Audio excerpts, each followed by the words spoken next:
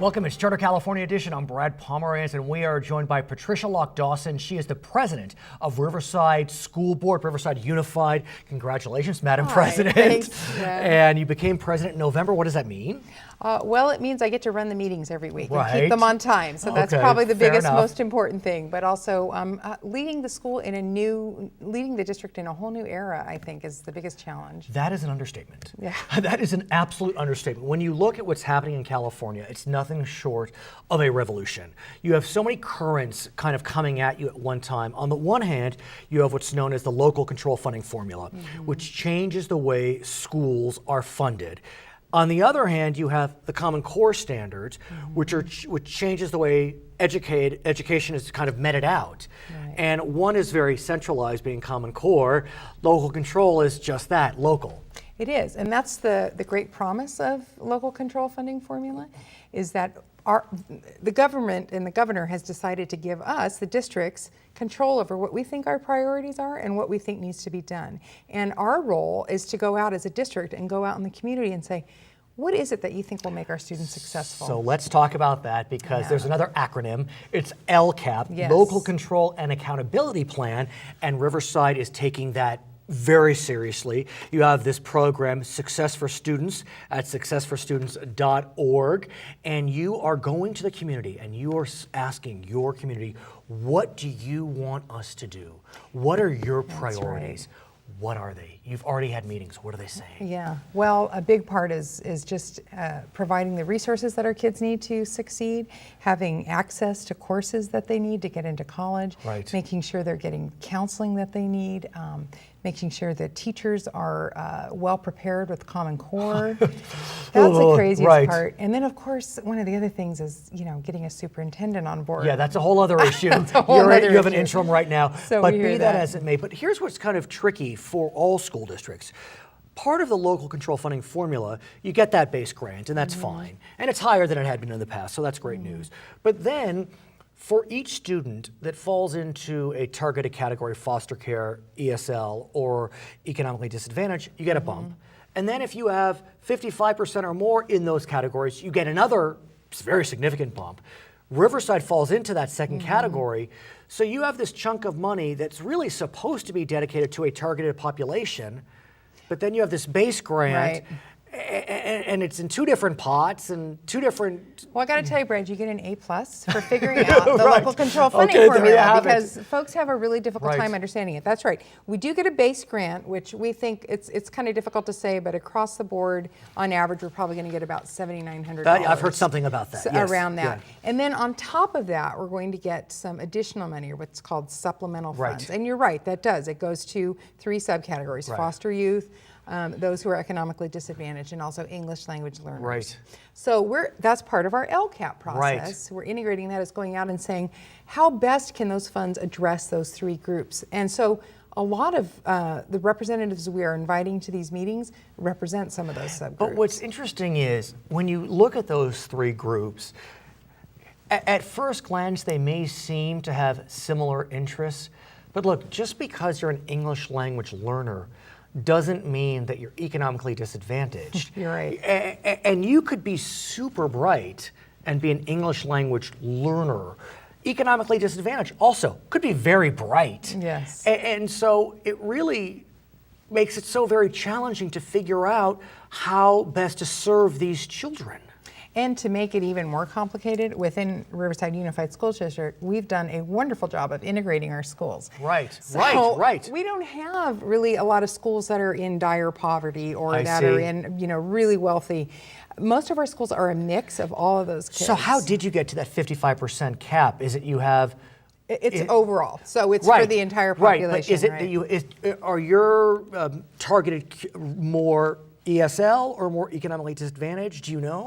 Or is there not kind of a nice mix? Yeah, it is. It's a Right. real mix of them. So I wouldn't even hazard to say Right. what the That's predominant fine. category is, because we are in that category for that reason. So Right. it's up to us now.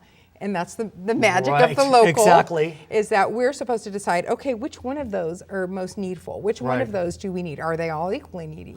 And then here's a question. So let's say you get consensus around this notion of decreasing class size.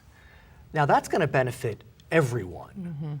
But can you use LCFF targeted money to decrease class size if it helps everyone? Yeah, you can, because the idea is that you have to show some progress, you have to show outcomes, Right. so it has to improve the entire district. Okay. So that money, it is targeted for those groups, but it's also, again, back to the local, Right. and the accountability plan. Accountability is a key word. We need to show that those groups are benefiting, Right. even if we use that money for the whole, for a whole nother group. And so. what's also interesting is, presumably, if you're an English language learner, the goal is to bring you to English language proficiency.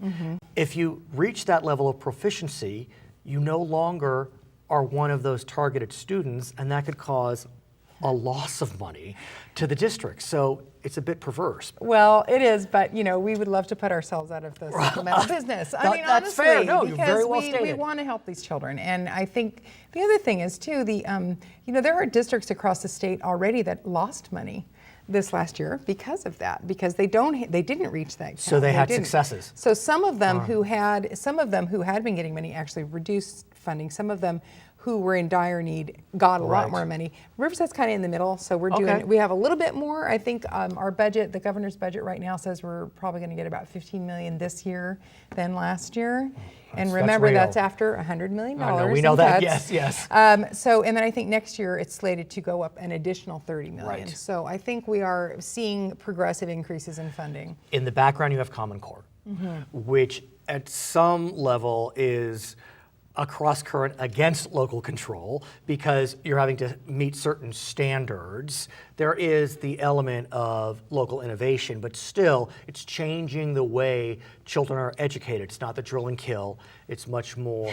Julie. Yeah, No, it yeah, isn't. yeah. It's a more creative approach. Right. I think it does truly reinstate the art of teaching. Right, and not art meaning drawing, but Right. literally the art yeah, of the it. art and skill of it, and it, back to the local thing again. It's sort of putting the hands of, or putting the ability to teach back in the hands of the teachers as well, where they're not being dictated to every minute of the day. But are you ready? Because we know, and we'll speak with Brent about this coming up, one of your colleagues on the Riverside School Board, we know that there's a certain standardized testing regimen that is changing and changing fast. In California, it's changing this spring, and all standardized testing is supposed to happen on a computer. Y'all got the computers? We are in good shape. You We are. How lucky for you. Our USD is in good shape. We were actually kind of leading the pack ahead of that. I'm sure you've heard your friends at LAUSD. Not in good shape. Not in good shape. I'm not on their board. No, but I'm Can't sure you've comment read on the that. same article. But I meaning just, read, yeah. you know, factually, they just don't. They don't have the resource. They don't have their computers. Well, we were out ahead in that we really looked into what devices would be the most effective. We did a very thorough analysis of what are the minimum we could get away with, Right. where all children could still be tested in the same Here's window. the problem, I think. So I'm sure all the kids know how to use the devices. It's the teachers. I mean, honestly, how do you teach the teachers how to use these devices? Oh my gosh! No, I got to tell you, I was in a classroom yesterday, and there was a teacher in there who was she was their technology support person, and she was going around to each of the Yeah, classrooms. but she's the expert. What about you and me? If we don't know how to use these Hey, iPads. my kids teach me how to That's use a the computer all the point. time. That's the point. No, actually, our teachers are all. We have a lot of money set aside for professional Right, development just right. for these things. So, and actually, we put together a really innovative group, which I thought was wonderful. Combination of teachers and our district staff and community members that came together and decided, how are we going to get the one-time money that we're receiving Right. from the governor? We've got $8 million that we're Right, getting. Common Core Implementation yeah, money. Right. And so they came together and decided, well, I think we need this much for the computers, this much for professional Right. development. And it actually worked out very well. It was a very that's good to hear. amicable coming together. So as I said, we're in really good Okay, shape. Madam President, thank you for joining us. Her name is no, Patricia thank you. Lock-Dawson. She is the president of the Riverside Unified School District. I'm Brent Pomerance. When we come back, Brent, one of her colleagues on the board, it's Charter California Edition. What percentage of students in California are English language learners? 16, 25, 31, or 36%? According to the PPIC, nearly 25% of California students are English language learners. Welcome back. It's Charter California Edition. I'm Brad Pomerance. We are now joined by Brent Lee. He is the newest member of the Riverside Unified School Board. Congratulations. I must say, a huge victory. You took out a longtime incumbent, someone very well liked in the community. How did you do it? A lot of hard work. Right. This was a new type of election. Yeah, explain for our viewers. It was the first time that the district, we had by trustee area. Before, school board was elected at large. Right. So the top 2 or 3 vote getters would be elected. Right. But with the California Voters' Rights Act, Right. the district shifted to the trustee area model. So we knew we had a difficult road ahead, running against an incumbent who was well liked and has a great legacy. Right. But a background. Smaller area, as you suggest. But a smaller area. Right. So we just had a really strategic plan on what we were going to do. Talked to a lot of folks who had run elections before to get some good advice, and the consistent theme across talking to everybody was what? Knock on doors. Yeah, but what was your theme? How did you convince 59% of the voters to jump on the Brent Lee bandwagon? I mean, that's a big number. There's a lot of changes going on in education right now with the local control funding formula. We'll talk about that, of course. So just Common Core. Right. And right now, there's only one other school board member that actually has students in the district. Oh, you have kids. And I have 2 kids. They're How not old? 3 and 18 months. Oh, so they're on their way. Felix, they're on their way, right. And I, kind of what got me motivated to run was at 18 months, my son started messing around with my iPad that he used for work. And I saw how quickly he was able to understand and use it without much direction at all. Wow. So just seeing him do that and seeing what tools are available to students now and how different that resource is compared to when I was in school, even when I was in school, let alone my parents. Sure. I thought we needed to see some new ideas and some new blood on the school board, somebody that can relate to that technology. Right. And that has some skin in the game now with my kids. Well, let's talk about the skin of the game, because you are entering the school board at a time when there's a revolution going on in the state of California in terms of education. You mentioned the local control funding formula. You mentioned Common Core. I don't even know where to begin. But let's start with the local control funding formula, which of course we know changes the way school districts are funded. There's a base grant of about, $7,600, I think it is. And then what happens is there are bumps for school districts that educate higher numbers of individuals that are either foster children, economically disadvantaged, or English language learners. Correct. And so does Riverside Unified fall into the category where you're getting not only the kicker per child, but the kicker because of the high concentration? Yes. Yeah, we'll have access to both grants, which is great. It is a big bump. It's spread out over about 15 years, so we won't see all the money right away, but we will get an initial bump even this year. But let's talk about the formula, because under this formula, districts are given, I don't know if I want to say tremendous latitude, but significant latitude on how to spend the money. And as the plan is written, you, as a school board member, are instructed to talk to your community. And get their input. It's known as the LCAP, the Local Control Accountability Plan. And so as we speak today, Riverside Unified and school districts throughout the state are holding meetings, are opening their websites for comment. How is that going? Great, and I have to give a lot of credit to our interim superintendent, Mike Fine. He's really led the way, I think, in the region to jettison this LCAP process. The state, like you said, has really given us a lot of latitude, and so much so that it's not really even defined yet. We won't find out really till March. Through the regulatory process, is that when you'll find out, or how does that work? Right, they're still working out the details. Right. And they're really leaving it to I think Sacramento and this governor understands that every district is different, and they all have different needs, and it's probably those local school boards that know how to meet those needs best. And those communities that represent the students that go to those schools. So this process has been going great. We had our first meeting this last week. We had over 100 people from the community. Were you there? I didn't go to that first one. I'm going to one But on Saturday. What did you hear, though? I mean, I got to think that there was some reconnaissance on what was being said. What do the communities want the money to be spent for? Upon what? Is it that they want summer school, or do they want targeting English language learners? What are they hoping? I think it depends on who's showing up to the meetings. So I think you're hearing all of that. Consistent themes that I've heard is smaller classes, especially for the younger learners, kindergarten through third grade, because those are those pivotal learning years where we're really trying to get kids literate. Here's the question. You know, the local control funding formula gives school districts discretion, but the bumps are supposed to be focused upon targeted students. Right. And so how do you, I mean, it's all one big pot of money, but do you need to somehow parse it out so that you can say that the bumps are going for this group, but we're lowering class size for everyone? And you'll have to make a case, it's my understanding, you have to make a case that whatever changes you're making, whatever you're spending the money on, is benefiting those students, especially with those bumps. I see. So I think you could make an argument for lower class sizes based on that, because you are going to help all the students. That's true. That's true. But there's other after-school programs I think are also really wonderful. We have Prime Time and Hearts right now at our schools, and they're about 21 programs, 27 programs. I want to ask you about the other part of the revolution, that's Common Core. Right. Common Core is really changing the way that students will be educated. Instead of the drill and kill, you're supposed to look at more of a holistic approach and really look at the whole picture and not really just try to make sure that they memorize facts. The challenge, though, is that I guess the good news and the bad news is California is going full bore to adopt Common Core, including the standardized testing element of it. This spring, we're supposed to have standardized testing that is adaptive, on computers, on iPads, but we know that there are so many school districts that are not ready. Right. Is Riverside ready? We're getting there. You're getting there, but you don't have much time. We don't have much time, but really the way the budget has come together, it hasn't allowed us to do a lot of preparation. Just our last board meeting, the state had given us about $8 million to prepare for Common Core.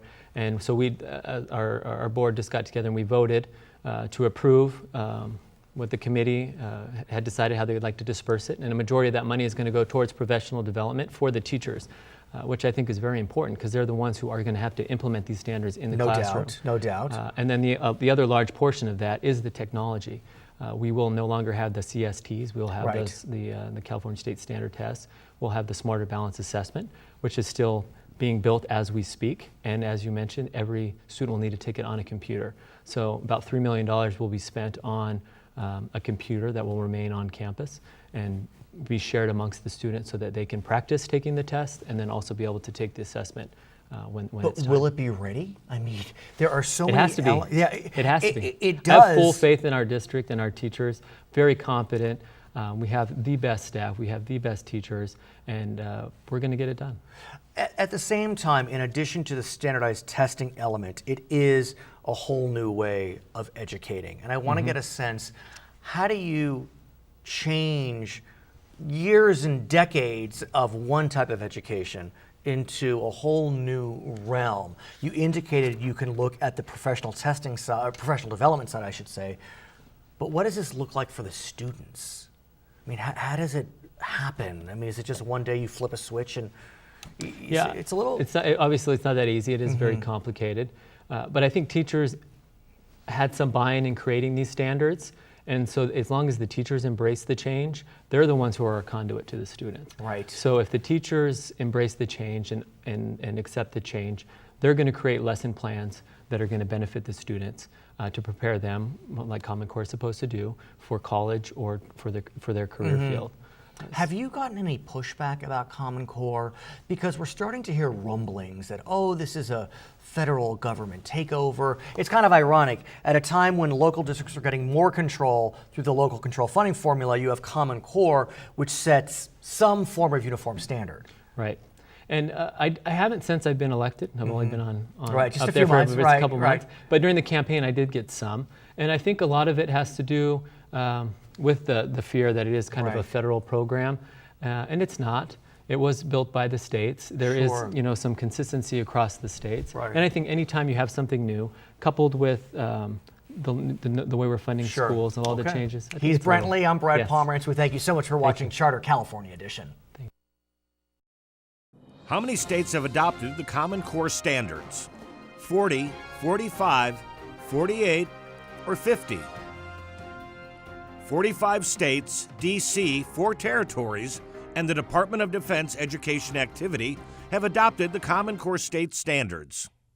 Welcome back to Charter California Edition. I'm Brad Pomerance, and we are joined by Jim Sandoval. He is the Vice Chancellor for Student Affairs at UC Riverside. And let's face it, now is the time that high school seniors and parents are biting their nails because admissions letters are coming in, hopefully admissions letters. And in the final analysis, so many high school seniors these days apply to so many universities. It's not like when we were in college, you apply to a couple and see what happens. And so there are a lot of choices out there. And we've seen a huge proliferation of surveys about this school is the best in this and this school is the second best at that. Recently, UCR was named a top value by the Princeton Review. So I wanted to bring you on to talk about this whole process and this survey process. Give me a general sense about UCR and its success in the surveys, I guess you could say. Well, certainly. The University of California, Riverside has shown very well in the surveys that have come about over the last several years.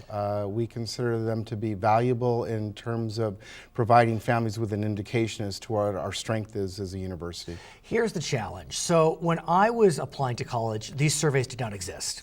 I remember in the late 80s, U.S. News and World Report came out with their surveys, and that kind of set off, I mean, the horses left the barn and off you went, and just a whole proliferation of surveys started being issued. I mean, UCR just in this past calendar or school year has received accolades from Washington Monthly, from Leadin Rankings, from the New American Foundation, from Shanghai Singtong University, from U.S. News and World Report, from Princeton Review. I mean, I can go on and on. And that's just since August. Right.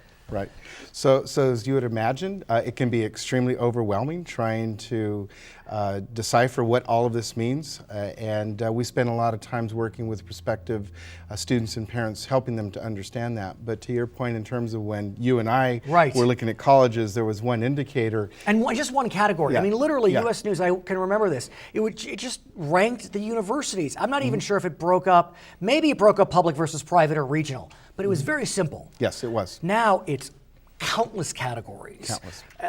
This major and that major and this indicator, and so so continue. Well, the best advice I can offer to anyone is to again use it as an indicator. I think that the same rules that you and I followed when we were looking at college apply today, which is ultimately use the rankings to narrow down your choices. Right. But ultimately, the choice has to be predicated on the campus that they feel is the best match for them. I do want to ask you about the recent accolade, which is Best Value. Yes.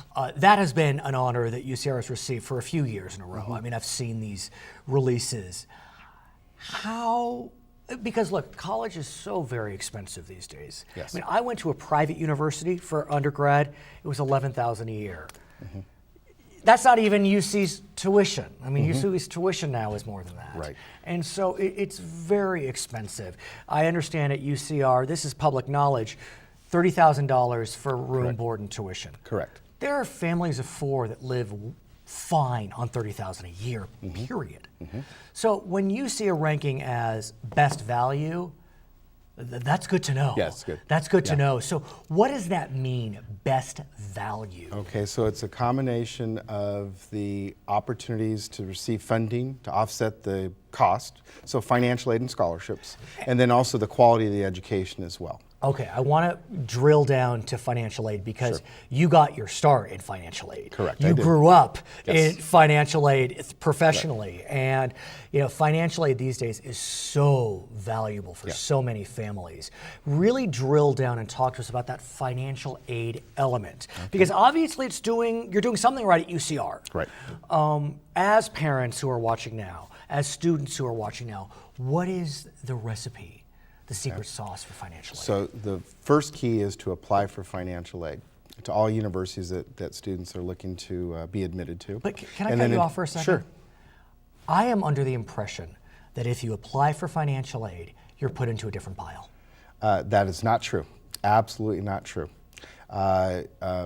the University of California, Riverside is completely need blind. What we are looking for are the best students who are going to enrich the entire student experience. Financial aid comes after that. Do you know if that's the case at other UCs, CSUs, and or private institutions? It is the case at other University of California campuses, all UC campuses, all CSUs. I can't speak for private universities, but I can speak absolutely for my institution. What about other public institutions? Are you aware?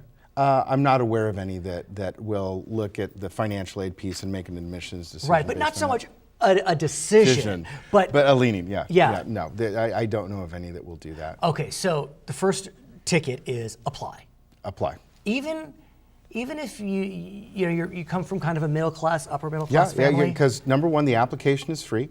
And the second thing is within the University of California specifically, we have our Blue and Gold program. Which is? Which is a program that offsets fees for families whose incomes are up to about $80,000. Okay. The second thing that is new for this year, and we have to credit the state of California for this, is that California created the Middle Income Scholarship that provides funding to offset fees for families who make up to $150,000. Because let's face it, $150,000 is a nice chunk of change. Yes. But if you live in Los Angeles, if you live in San Francisco, if you live in these urban centers, $150,000 could be the same as $50,000. Yes.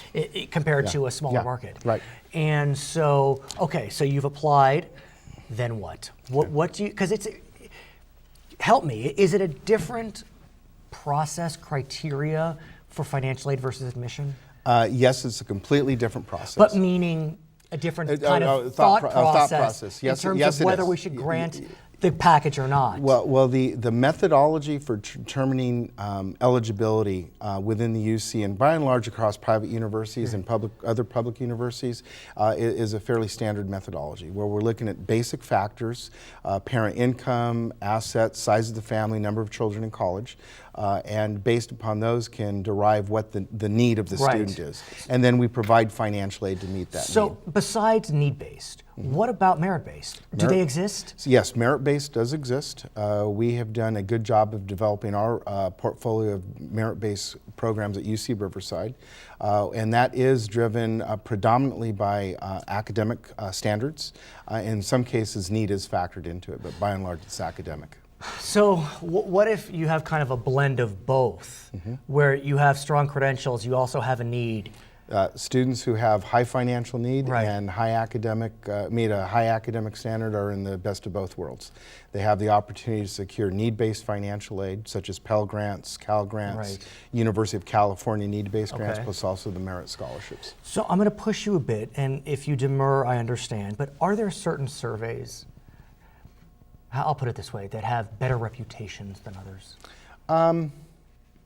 There are those that are better known. So in terms Okay, of how just about with the that? general public, yes. So we started with U.S. News and World Report. And it's a very widely popular. Is it still the gold survey. standard? I don't know that it's a gold standard. Okay. It's being challenged. I think that as new surveys are being developed that are looking at the more core functions of Sure. universities, such as the Leiden survey that you made reference Right. to, that is really squarely focused on the academic components of the university, Did- that those are carrying more weight these days. Do the universities spend time trying to make themselves look better to these surveys? You understand what I'm saying? Absolutely. Right. And we know a few years ago there was some shenanigans going Yeah. on at some local, Yeah. not UCR. No. But be that as it may, aside from the cynicism. So there are ways that you can improve your rankings in a legitimate fashion. course. For example, some of the surveys take into account fundraising, alumni giving, et cetera.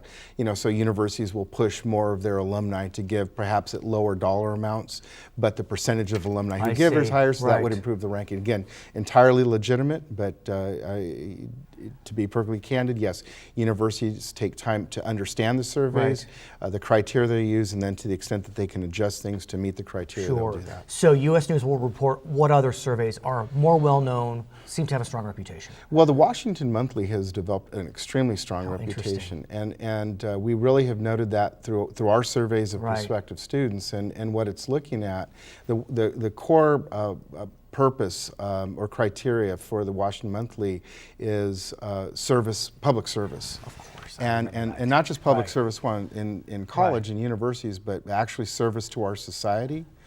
And that's a perfect match for our university. His name is Jim Sandoval. He Yes. is the Vice Chancellor of UCR, and Brent Pomerance is Charter California Edition.